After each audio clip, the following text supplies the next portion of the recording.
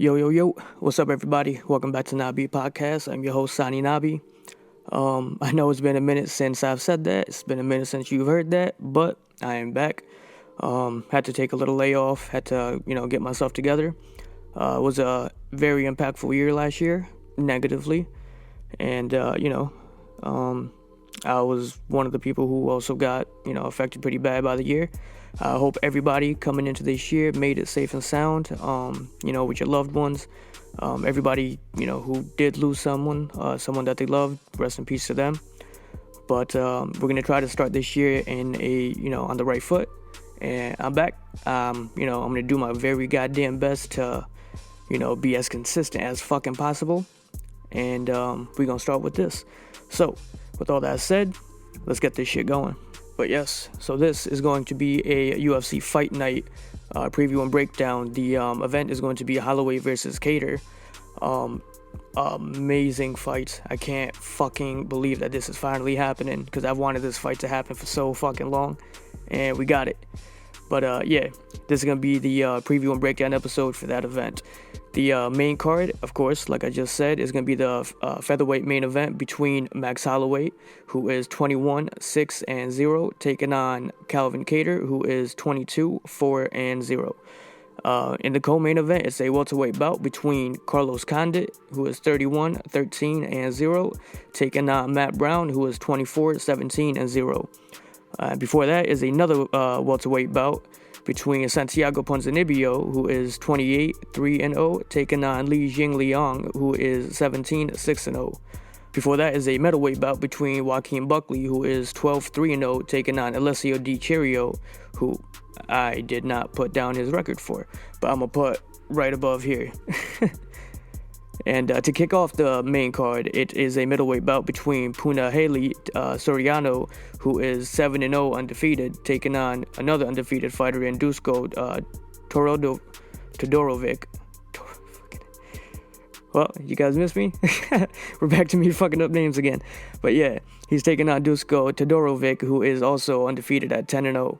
On the prelims, which is going to be on ESPN Plus, the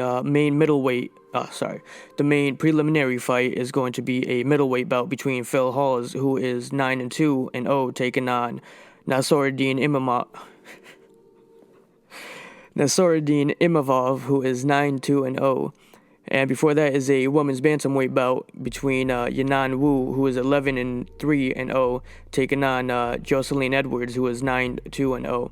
Before that is a middleweight bout between Omri Akhmanov, who is 25-1, 20 wins, 5 losses, and 1 no contest, taking on Tom Breese, who is 12-2-0.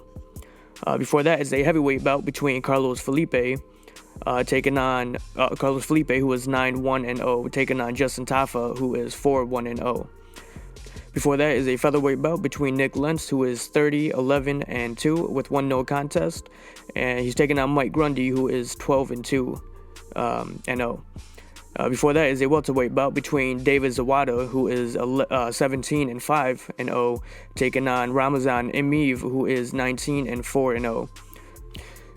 Before that is a women's bantamweight bout between Sarah Moraz, who is 6-7-0, taking on Vanessa Mello, who is 10-8-0.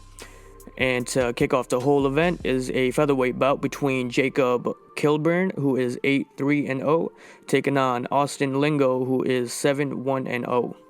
But, alright, guys, holy shit, it's been a while, so let's see if I can still read. But of course, before we get started, want to give a quick shout out to my 2 sponsors, starting with TK Sports Bar and Restaurant. They are located in Danbury, Connecticut. It is my go-to sports bar. It always has been since I was even legal to drink.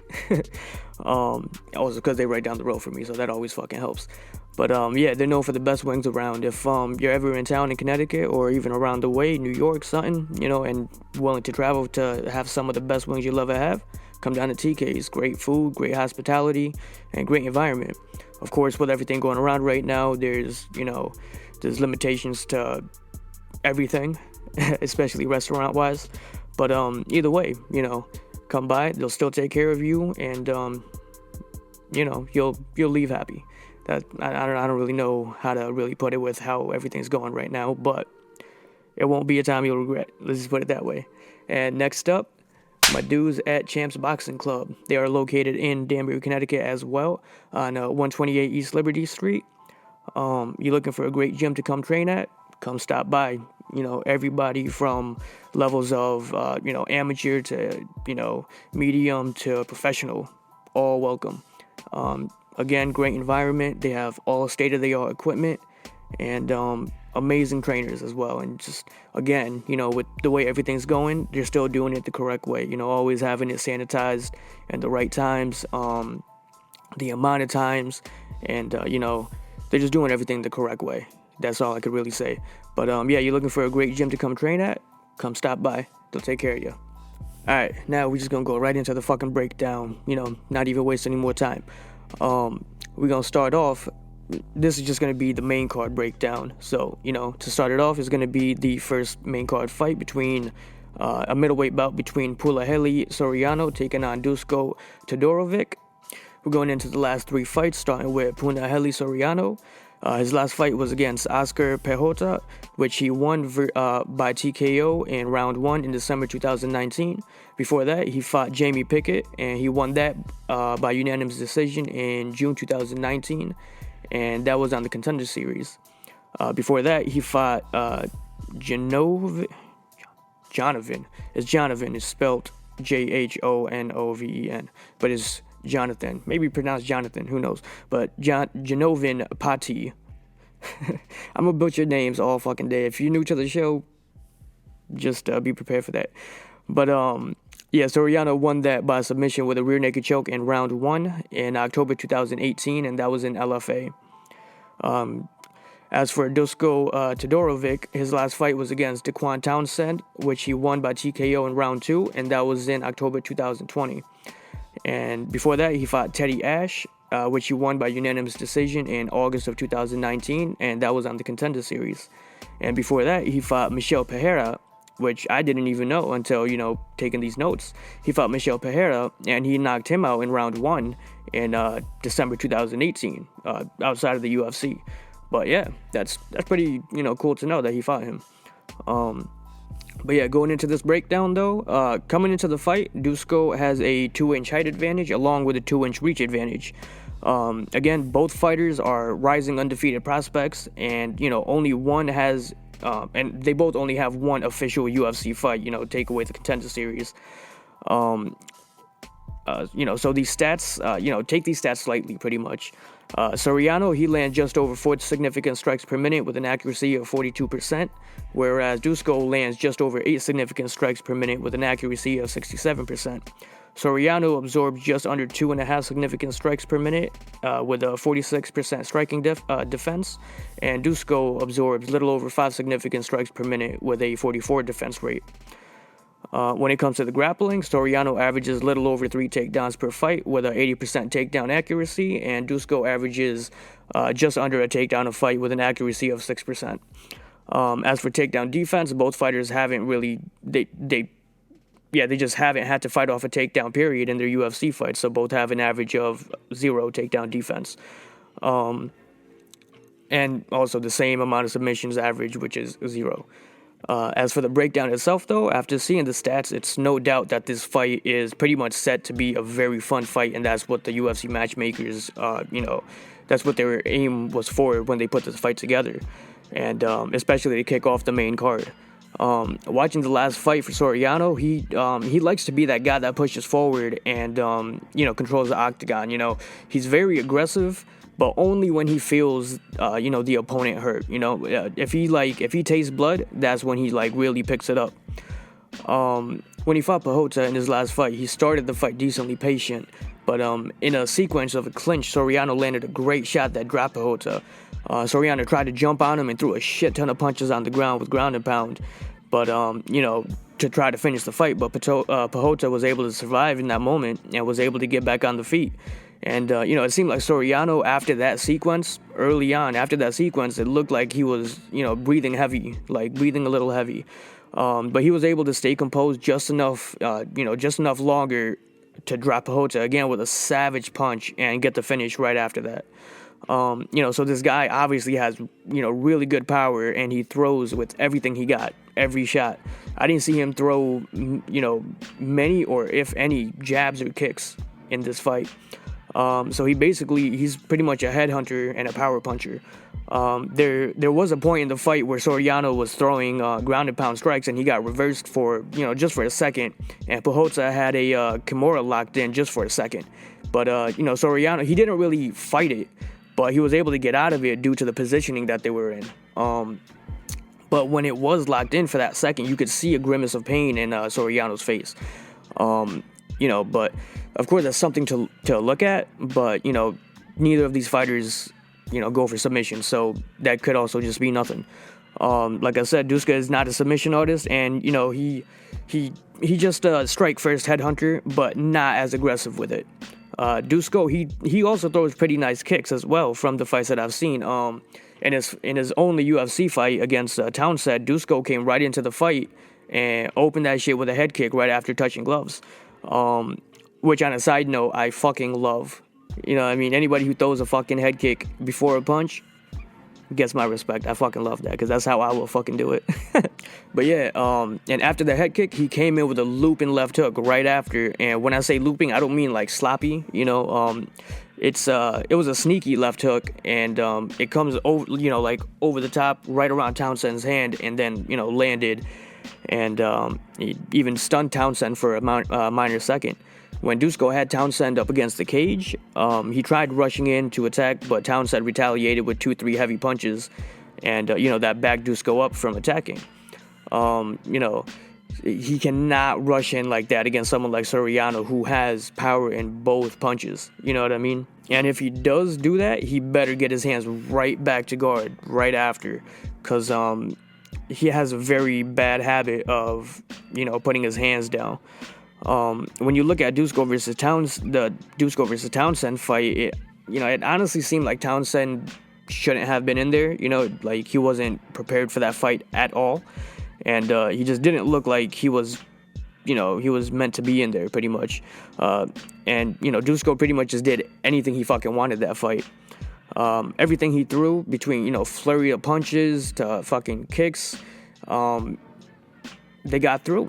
No matter when he wanted, he got through, and it stunned Townsend, time after time. It wasn't anything crazy, like dropped him multiple times or anything, but it went through every time. On top of that, Townsend's shots were very slow, and Dusko, he could see them shits from a mile away. And he didn't fear anything that Townsend had, and, threw his punches at will, pretty much. Whenever Townsend threw his punches, Dusko would bob and weave, with his hands down, like I said. If he does that with Soriano, he better do that in the later rounds. It better not be, early and in the middle of, brawling sequences. That's not going to be a good thing. As I said earlier, I felt like Soriano started breathing heavy after he got the knockdown and started, unleashing with the ground and pound, trying to get the finish. So that could be a factor. I know both fighters are young. They both want to put on a show. I honestly think Dusko should play a game of bull versus matador, though. And try to get Soriano to throw his heavy punches and make him miss. You know what I mean? And make him do it early, too, and just get him to tire himself out. Round 2 to 3, start picking him apart technically, and, start doing it that way. I thought the battery died. I was about to be tight. I lost my spot. But yeah, if it goes into the later rounds, I believe it could be an issue for Soriano. I doubt either fighter goes for a takedown unless one is hurt and, has to shoot for a desperation takedown. But if one fighter does go for a takedown, it will be Dusko, in my opinion. And when he took Townsend down and got the finish by TKO with the ground and pound, he looked to have very good control at his position, but at the same time, it was against someone who seemed to not know what the fuck he was doing on the ground. So it was very easy for him. And, someone built like Soriano, who's, very bulky and very strong, it's kind of hard for me to see Dusko overpower him and, just control him on the ground like he did Townsend. But I could see both fighters just straight up bang it out, and go out on their shields, before going for a takedown, especially with being the kickoff of the main card. They probably told these motherfuckers, yo, put on a fucking show. You know what I mean? We gave you the main card opening spot for a reason. Don't let us down. And that's usually how they go with it. It could go either way. Obviously, I don't know too much about either fighter. So, I did my best to try to break this down as much as I could. With all that said, though, my pick for this fight, honestly don't know who to pick. It seems like a pretty even matchup for the most part, but given the circumstances of being the kickoff on the main card and the circumstances of the style matchup, if I have to pick someone, I'm gonna go with Soriano by TKO in round 1 or 2. If Dusko comes in smart with a game plan of not wanting to brawl, and sticks to that, and then that's him all day. But these younger fighters, they want to make a name for themselves and early. I could see him throwing, I could see him throwing punches and then trying to bob and weave, but then, get caught with his fucking hands down and, just get stunned, dropped, and finished, So, yeah, I'm going with Soriano by TKO in round 1 or round 2. Alright, the next bout is the middleweight bout between Joaquin Buckley taking on Alessio Di Chirico. And going into the last 3 fights, starting with Buckley, he fought Jordan Wright, which he won by KO in round 1 in November 2020. And before that, he fought Impa Kasangange. I practiced this shit before I started fucking recording too. That's the worst part about it. Stage fright. Impa Kasangange. I ain't gonna fucking do this shit correctly. That name right there. And Buckley won that by KO in round 2 in October 2020, and this was the KO of the year. We'll get into that in a little bit. And before that, he fought Kevin Holland. This was his UFC debut. Took that on short notice and everything. Lost this fight by KO in round 3 in August 2020. As for Alessio Di Chirico, I'm fucking up every name now. His last fight was against Zach Cummins, which he lost by unanimous decision in September 2020. Before that, he fought Mahmoud Muradov, which he lost by unanimous decision in September 2019. And before that, he also fought Kevin Holland, which he lost by unanimous decision in June 2019. Alright, going into the breakdown, coming into this fight, Alessio has a 2-inch height advantage, and Buckley has a 2-inch reach advantage. Buckley is a southpaw, Alessio is an orthodox fighter. Buckley lands an average of just under 5 significant strikes per minute, with a 38% accuracy, and Alessio lands just over 3 significant strikes per minute with an accuracy of 40%. As for strikes absorbed, Buckley, he takes just under 5.5 significant strikes per minute with a 51% defense rate, and Alessio absorbed just under 3.5 significant strikes with a 62% striking defense. Whoa. In the grappling department, Buckley averages just over half a takedown a fight with an accuracy of 16%, and Alessio averages just over 1.5 takedowns a fight with a 45% takedown accuracy. Buckley has 100% takedown defense, and Alessio has an 83% takedown defense. Alright, so coming into this fight, man, Buckley has a lot of hype behind him, especially with his last 2 performances, especially with the fight against Impa. I'm not gonna say the last name. I'll have the highlight right up here, just in case if you haven't seen it. But if you watch MMA in any capacity, chances are you've seen this fucking kick. But my fucking goodness, what a fucking kick, man. The kick rightfully gave him knockout of the year, and in my opinion, knockout of the fucking last decade. 100%. I personally loved it, like, a lot more than, the average motherfucker. As a kid growing up, I grew up on martial arts movies, so I loved watching Jet Li, Jackie, Bruce Lee, Tony Jaa, all the great martial arts actors, and I would always practice that fucking move, just fucking around. And even as an adult, when I trained at ATT up here, just in sparring, I threw it, never with, intention to hurt. I threw it just, for shits and giggles and just to have a good laugh during training, just to have some fun. I always wanted to fucking hit someone with that shit, like one of those. But shit, even in WWE, I think they call it an insecurity or some shit. RVD would do that shit. It's exactly how this kick would happen. When me and my brother from another, Kevin, would backyard wrestle when we was like 13, 14 years old. I would do this shit to him all the time, and sometimes I would accidentally kick him. Sorry, Kev. But yeah, anyways, Buckley coming into this fight, man, he's coming in red hot. He made his UFC debut on short notice, like I said, against Kevin Holland. He got knocked out late in the third round. But, you know, coming into that fight short notice, going into 3 rounds with Kevin Holland, that says a lot, you know. But, you know, he came into that fight game, and he was there to fight the whole fucking time. You know, if he had a full camp, you know, I would love to see that fight go, you know, happen again. And it might happen again if they both keep on winning. But regardless, after that fight, when he came back to fight Impa, he was coming into that fight as an underdog. I don't remember the odds of the fight, you know, anymore, as it was months ago. But I do remember he was an underdog because my ass bet on Impa and I lost my money. But going into the fight as an underdog, he straight up beat the shit out of Impa from the opening bell, man. Impa had his power, you know, but that was about it. He was far too slow for someone like Buckley, who was constantly moving and, you know, out of nowhere blitzing with his own power shots. And, you know, it's very hard for an opponent to time. Buckley is a very muscular and a stocky dude, but his cardio, it didn't match that because it seemed like he was bouncing around the same amount in round 1 and round 2 in that fight. You know, and he had the same speed in his strikes in both rounds. You know, we don't know how a third round would have played out, but those first 2 rounds, he looked really good. You know, before he got the fucking finish. Even after shooting for a few takedowns and even getting one of them, he still seemed fresh and good to go after.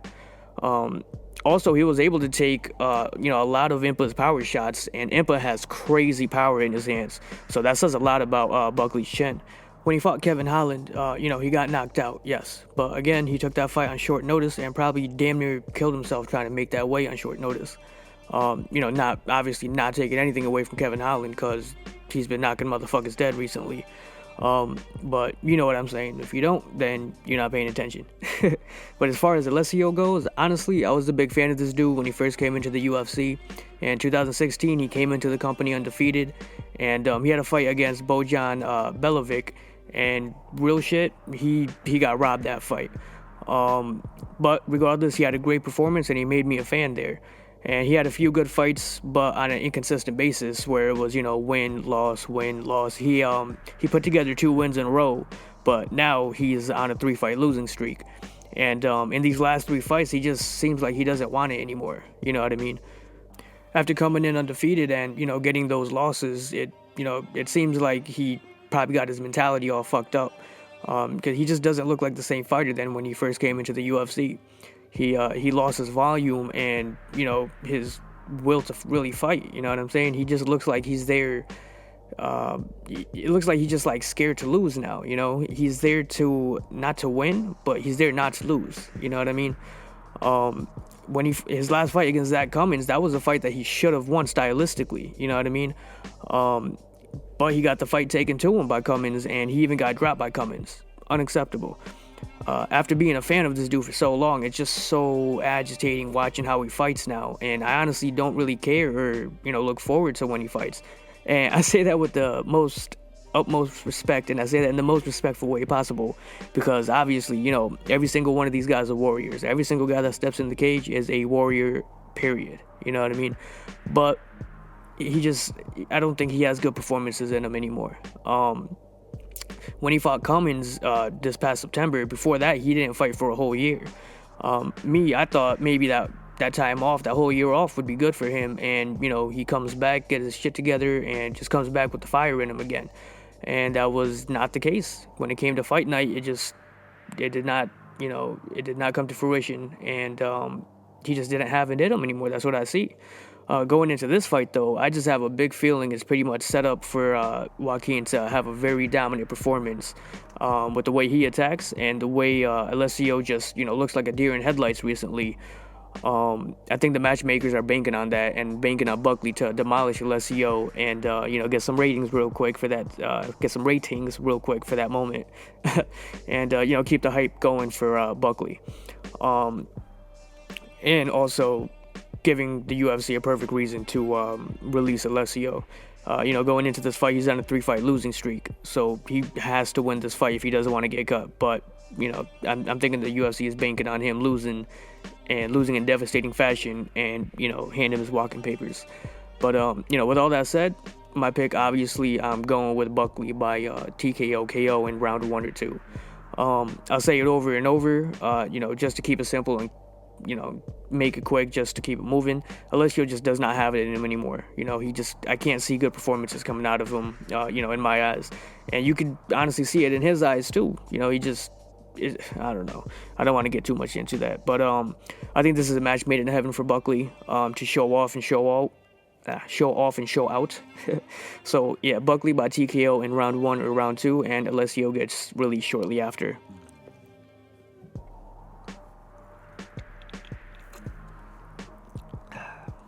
The next fight is the welterweight bout between Santiago Ponzinibbio taking on Jingliang, and this is a great fight. I can't wait to see this one. But the last 3 fights for Santiago Ponzinibbio, his last fight was against Neil Magny, and he won that by KO in round 4 in November 2018. So it's a while since Ponzinibbio fought due to injuries. But before that, he fought Mike Perry. He won that by unanimous decision in December 2017. And before that, he fought Gunnar Nelson, and he won that by TKO in round 1 in July 2017. As for Jingliang, he last fought Neil Magny as well. He lost that by unanimous decision in March 2020. And before that, he fought Eliseo Zaleski dos Santos, which he won by KO in round 3 in August 2019. And before that, he fought David Zawada, which he won by KO in round 3 in November 2018. Going into this fight, both fighters have the same height of 6 feet even. Ponzinibbio has a 2-inch reach advantage, and Ponzinibbio lands just over 4 significant strikes per minute with a 39% striking accuracy. And Jingliang lands just over 4.5 significant strikes with a 42% accuracy. Ponzinibbio absorbs just over 4 significant strikes per minute with a striking defense of 64%, and Jingliang absorbs little over 3.5 with a 59% defense. As for grappling, Ponzinibbio lands just half a takedown per fight with a 44% accuracy, and Jingliang lands little over 1 takedown a fight with a 39% accuracy. Both fighters have a 60% takedown defense, and both fighters average a 0 submission attempt a fight. Alright, so this should be a fucking barn burner. It should be. With the killer be kill style for both fighters, I'm really excited to see this fucking fight. Ponzinibbio, he has a savage yet pretty fight style, where his finishes are savage as fuck, but everything leading up to it is just pretty as a motherfucker. You know what I mean? And it just looks so good as he just puts it together, especially from distance. Jingliang, on the other hand, he's a fucking madman. You know what I mean? He's someone who throws caution to the wind like 75% of the fight. When I mentioned killer be killed, this motherfucker is like one of the definitions of it. He's a straight up like samurai killer be killed motherfucker. He gets sloppy a lot, but when he lands, he fucking hurts people. He has fucking dynamite in his fucking hands. You go back to his fight against Eliseo, that should have been, at least in my eyes, a perfect matchup for Eliseo to win that fight and technically pick apart Jingliang. And stylistically, if I were to break that fight down before it happened and made a prediction for it, I would have been dead fucking wrong. Jingliang, he was a lot more patient that fight than he usually has been, and let Eliseo throw whatever he wanted, including all the fancy shit in the first round, and just got out of the way for majority of the time. In the last 20 or 30 seconds of the fight, he just completely floored Eliseo though. But, Eliseo got bounced right back up and, finished the round out. Ponzinibbio, he throws a lot more volume than Eliseo, so that patient approach might not work in this fight for Jingliang. After he got that knockdown in the first round and tasted blood, though, the second round is when he started picking it up and, really started throwing it against Eliseo. And he knew that he could find his chin from that moment on. And he did multiple times, and pretty much had no respect for Eliseo's power in round 2. And in round 3, he drops Eliseo 2 times and then gets the finish. And in that fight, both dudes were pretty equal in size. This fight, Ponzinibbio comes in as the bigger dude, and he really knows how to use that jab. Last time Jingliang fought someone who utilizes the jab really good was his last fight against Nahh Magny, and Nahh Magny is even bigger than Ponzinibbio. But regardless, Li Jingliang came into that shit trying to, go back to his madman shit, but Magny used his aggression against him and had the smart approach, and controlled the whole fight with pressure and takedowns. One time it seemed Magny got hurt on the feet in round 1, but, he just took Jingliang down and, just controlled it down there. Granted, Ponzinibbio isn't anything like Magny, style-wise. So that matchup was, perfect for Magny. That's a matchup that Magny should win 8 to 9 out of 10 times. This fight with Ponzinibbio, he needs to use leg kicks. Ponzinibbio has to use leg kicks to take out the lunging power of Jingliang. Once he sees them start to take effect, that's when you start doing his thing, and, which is that savage yet pretty shit that I was talking about earlier, and pick Jingliang apart. But one thing though, like I said, one thing everyone needs to keep in mind is that could be a very big factor is that Ponzinibbio hasn't fought since 2018. It's been a long time due to injuries and, a bunch of other shit. He's been out for a while, and coming back to take on a fucking bull in Jingliang, that's risky. Ring rust is real, and real fight timing could play a big factor. Of course, he's sparring in the gym, but it's not the same as a real-time fight. You know what I mean? You can ask any professional fighter, and I know plenty. You can ask any of them, and they will all tell you the same thing. You know what I mean? If Ponzinibbio was fighting this whole time, I'd say this is a perfect matchup for him, and I would pick him hands down. You know what I mean? But it's hard to say when he's coming back after a long layoff and now coming up against someone as aggressive as Jingliang. The type of fighter who won't allow you to really give you time to settle in, you know what I mean? At least that's how he has to come into this fight. He needs to come in aggressive as shit, Jingliang, and, be first in everything and in every way of the fight possible. He needs to be first. But before I go on too long about that, my pick for this fight, just like majority of the card, man, this is a tough one. Like I said, if this was a Ponzinibbio that has been active this whole time, I would pick him, no doubt. And, I mean, don't get me wrong, I'm picking him. I don't know why I started off like that, but I'm picking him. He's my pick. I'm picking him, but it's not a confident pick. You know what I mean? One or two things is going to happen. He's going to come in and look better than he ever has, or he's going to come in and his timing is completely off and he gets caught. But I want to believe he comes in smart and, just handles his shit. But again, I'm not confident in the pick. So, don't hold me to that pick. But I think he wins by unanimous decision, or it could be a very close fight, a barn burner, like I said in the beginning of the breakdown. And it could be a very close split decision. All right, the next fight is the welterweight co-main event between Carlos Condit taking on Matt Brown. Going into the last 3 fights, Carlos Condit, he fought Court McGee, which he won by unanimous decision in October 2020. Before that, he fought Michael Chiesa, and he lost that by submission by Kimura in round 2 in December 2018. And before that, he fought Alex Oliveira, which he lost by submission by guillotine in round 2 in April 2018. As for Matt Brown, his last fight was against Miguel Beza, which he lost by KO in round 2 in May 2020. Before that, he fought Ben Saunders, and he won that by KO in round 2 in December 2019. And before that, he fought Diego Sanchez, and he won that fight by KO in round 1 in November 2017.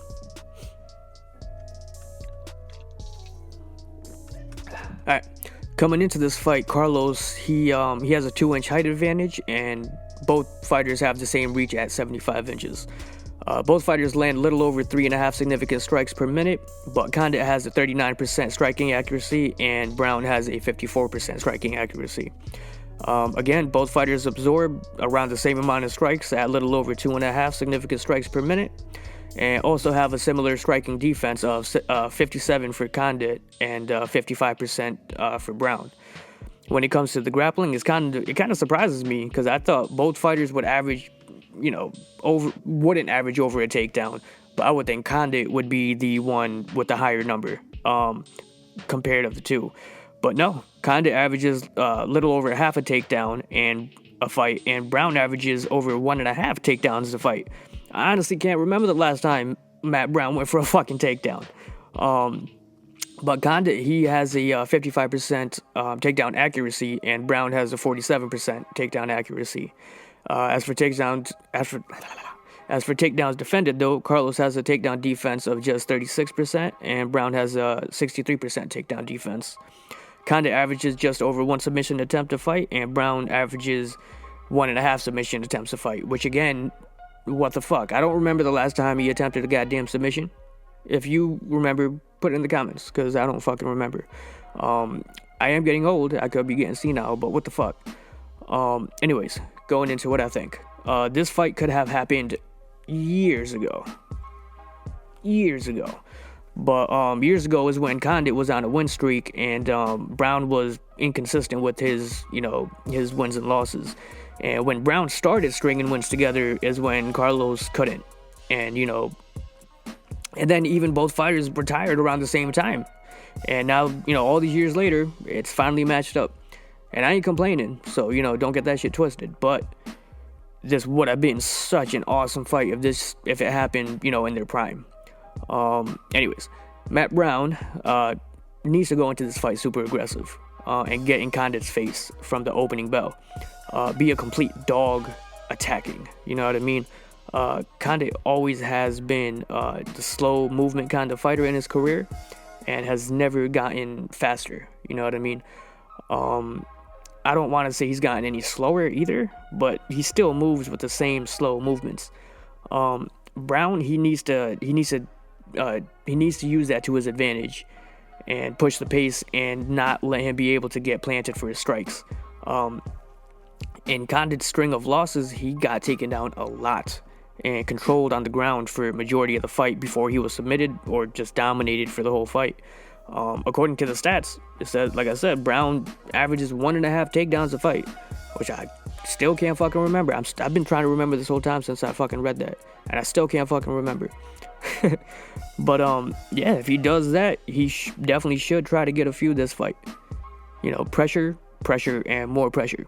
Anytime the fight is on the fucking feet, don't go rushing in with those sloppy overhand shots that he, sometimes does. I mean, he could throw a few of them, but if he does, he needs to finish with a fucking takedown right after, or attempt to push him up against the cage and, try to get some clinch work in, because Matt Brown has some really nasty clinch strikes, really nice elbows. But also, when on the feet, he should throw a nice dose of leg kicks, because it's shown Condit eats a shit ton of leg kicks, and he never fucking checks them shits. So he should eat them legs up with kicks, not only to just hurt him, but slow down his movement even slower than it already is. You know what I mean? Condit, on the other hand, he needs to just fight how he always does. Kickboxing range, keep the fight on the feet, and just land those counter shots.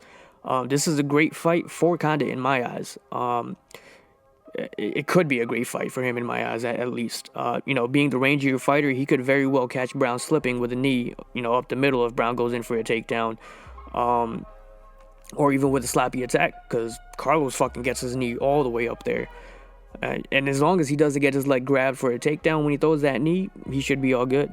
But regardless, if Condit wants to win this fight, he needs to keep the fight at distance all fight, not get tricked into a dog fight like we all want to see. But don't get me wrong, if this turns into a fucking dog fight, it's a legit 50-50 fight. You know what I mean? And either of those motherfuckers could win in a dog fight kind of fight. But if Condit wants an easier road to victory, he needs to be the smart fighter and, fight from the outside. Like I said, if Brown comes in smart, he shoots for a fucking takedown, so Condit will obviously have to try and fight them off, which he is not great at. If Condit could mix it up a little more than than his usual swing back and forth, ducking and throwing his hook uppercut shits that he always fucking throws, that'd be fucking great. If he could even mix in the body shots and, to get Brown thinking that he's going to keep going downstairs and then throw a fucking head kick up top. Exactly like how Cerrone did it, kind of, how when Cerrone knocked Brown out, then that's money. I really hope he trained that scenario in camp leading up to this fight, you know what I mean? Because that was definitely a weakness for Brown. And with Condit's size, he could get that leg up there, and he should definitely set that head kick up. But as for my pick, though, again, this is a tough one to fight. This is a tough one to pick. But I think Matt Brown comes into this, he comes into this fight and grinds it out with takedowns and ground control. Like I said earlier, I honestly can't remember Brown going for takedowns, but in this kind of fight, I'm hoping his team has him set up for that kind of game plan. And, as Condit is insanely prone to getting taken down, So I'm predicting Brown comes in with the straight-up attacking dog approach and gets him up against the cage, beat him up a bit, and take him down and control it. It should be an entertaining fight, but I wouldn't be surprised if it isn't. But I'm happy to see it nonetheless.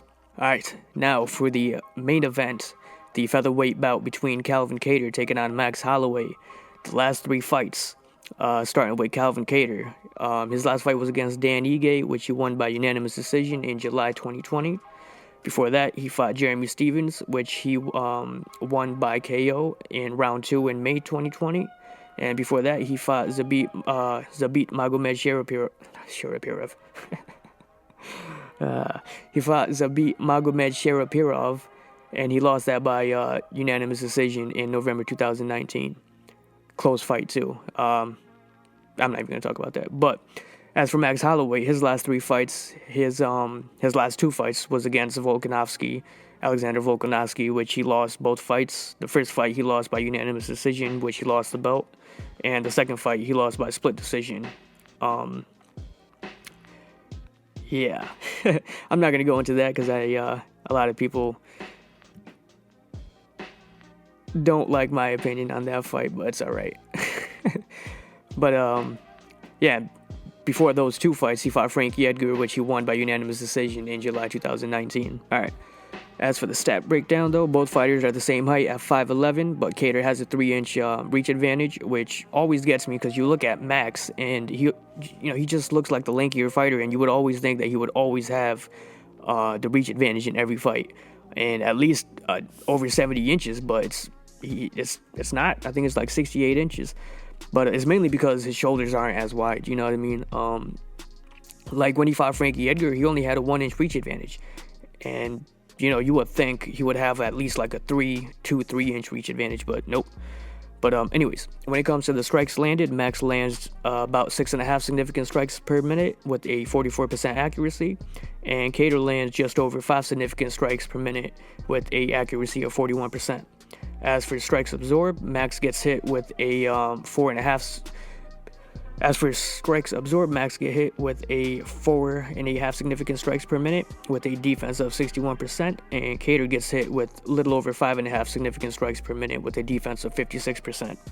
In grappling, they both average little less than half a takedown a fight, and Kattar's takedown accuracy is at 37%, and it's pretty funny because Max's takedown accuracy is at 83%, but that's only because in 23 UFC fights, he's only landed 5 takedowns, all while only attempting 6 takedowns.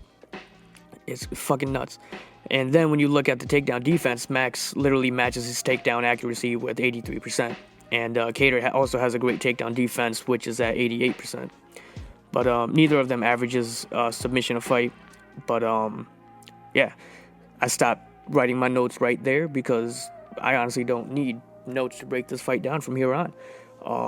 I've been dreaming of this fucking fight to happen for so long, man. When Kattar fought Shane Burgos, that was the fight that, like, I visualized this fucking matchup after that, and holy shit, it's fucking happening. I can't wait to fucking see this fight. But this is literally just going to be a straight up boxing match. There's no other way to fucking put it.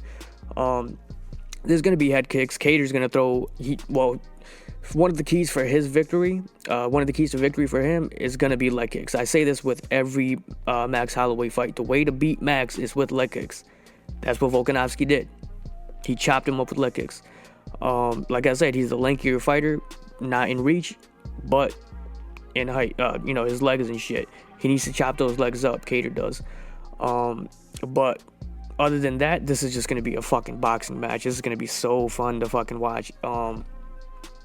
Obviously, this is going to be a fan favorite match. A lot of people going for Max. Kattar, he's finally just coming up and he's finally getting his name known. But still, at the same time, not many people know Kattar, and it's fucking bullshit. But this fight could, really put him on the fucking map, man.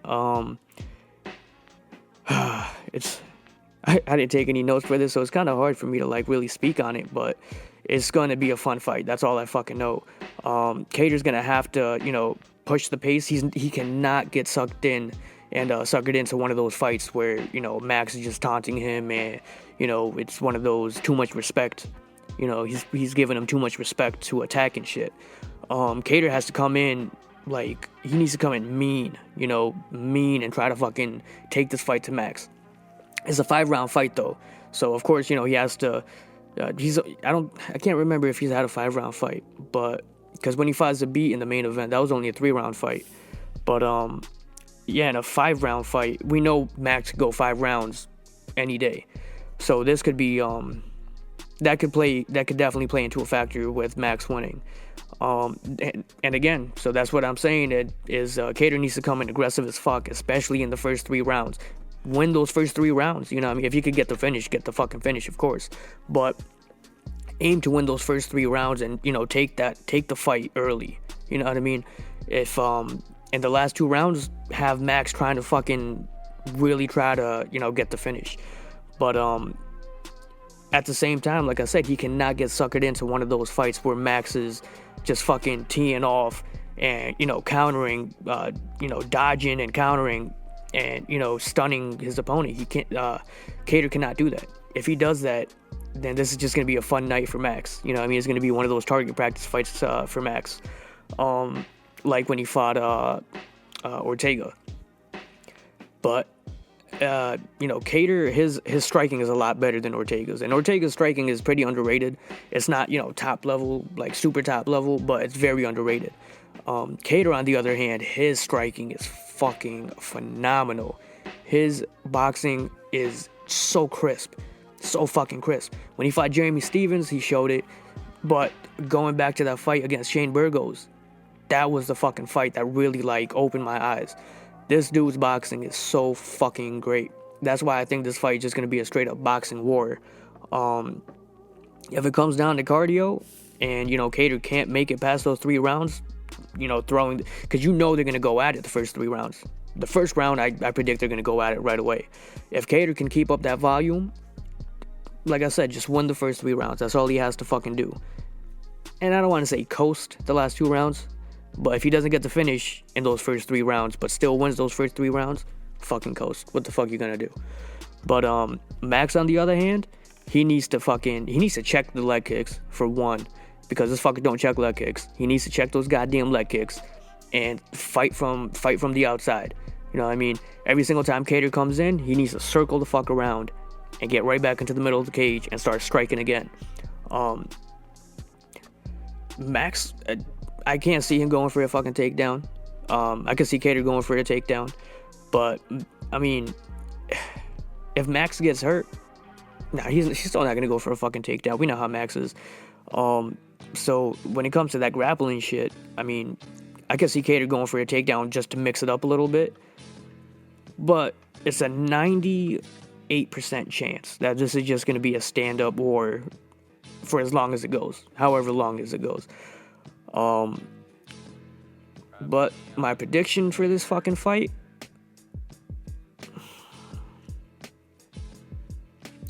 like I said, I didn't take any notes, so I didn't even think of this. Fuck, I forgot that I had to make a prediction. Man. Honestly, and I know everyone's gonna be like, oh, you're a fucking Max hater, and that's the fucking farthest thing from the fucking truth. You bastards. I am not, but I'm going with Kattar. You just have to fight smart when you fight Max. You have to fight smart. You have to mix in the fucking leg kicks, and you cannot get suckered into his fucking striking. You cannot get suckered into that shit. And I can see Kattar doing what he has to do to win this fucking fight. Chop the legs up, box, but don't get suckered into a fucking super brawl where he just stays in the pocket the whole time. You know what I mean? So yeah, I'm gonna go with Kattar to win this fight by decision, though. I can't see him. I could see him finishing Max, but it's not a high. It's not a high percentage. Outcome for me. I can't see that. I can't see either of them winning by submission. I can see Max winning by TKO, though. That's for fucking sure. But I think Kattar's going to come into this fight with a perfect game plan. Fight him exactly how Volkanovski fought him. You know what I mean?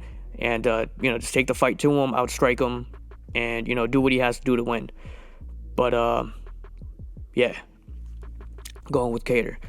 Can't wait to fucking watch this fight, though. I don't really care who wins, because I'm okay with whoever wins. I'm a big fan of both of these dudes, and I can't wait for this fucking fight. And I hope you guys can either. But with all that said, thank you guys for fucking watching. So happy to be back. Skull Royce. So happy to be back. And I'm going to try to keep this as consistent as fucking possible. But we got to start with one, right? And this was it. So hope you guys enjoyed it. We'll be back with the next breakdown, and that is the Michael Chiesa taking on Neil Magny. That's the next week after. So yeah, we'll be back with that next. But also, I'm actually gonna try out a new segment just called This Week in Sports, some shit like that, where I just talk about, how, just, it's in the name, This Week in Sports. I'll just talk about the shit that happened this past week in sports. So I'm gonna try that, and hopefully I'll get that out around the same time I get this out. But all right, thank you guys for tuning in. Thank you guys for watching. Thank you guys for sticking with me. First and foremost, hopefully that didn't make too much noise. But thank you guys for sticking with me. Let's keep this fucking ball rolling. All right, guys. Happy New Year, and stay safe. I'll see you guys soon.